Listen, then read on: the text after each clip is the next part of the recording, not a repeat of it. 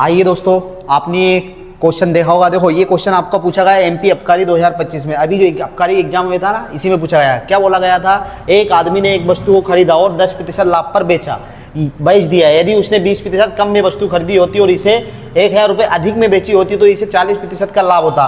तो वस्तु का क्रय मूल्य ज्ञात कीजिए। ठीक है, ये प्रॉफिट लॉस का क्वेश्चन है। देखो हम इसको सॉल्व कैसे करेंगे। आपको एक कॉस्ट प्राइस मान लेना है एक वस्तु की कॉस्ट प्राइस मान ली मैंने 100 रुपये, है ना। अगर वस्तु की कॉस्ट प्राइस 100 रुपये है तो पहली लाइन में बोल रहा है 10% प्रॉफिट पर खरीदा, तो 100 का 10% कितना होता है? 100 का 10% होता है 10। तो इसका सेलिंग प्राइस कितना रहा होगा? फिर इसका सेलिंग प्राइस रहा होगा 110 रुपये। फिर बोल रहा है यदि उसने इसमें 20% कम में खरीदा होता है ना, इसको अगर 20% कम में खरीदा होता तो 100 का 20% कितना होगा? तो 100 का 20% होगा 20, है ना।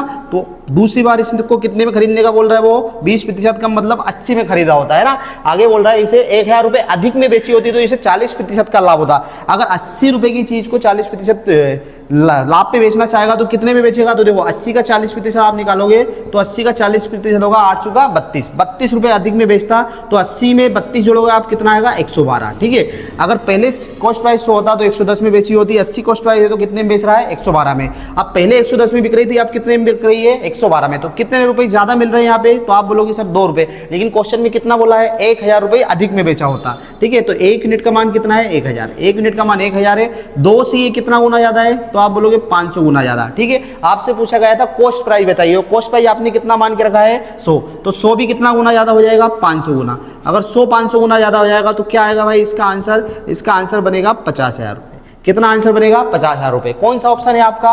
Option number D. Option number D सही होगा। आया दोस्तों समझ में? अगर वीडियो आपको अच्छा लगा तो चैनल को सब्सक्राइब और लाइक कीजिए। Thank you.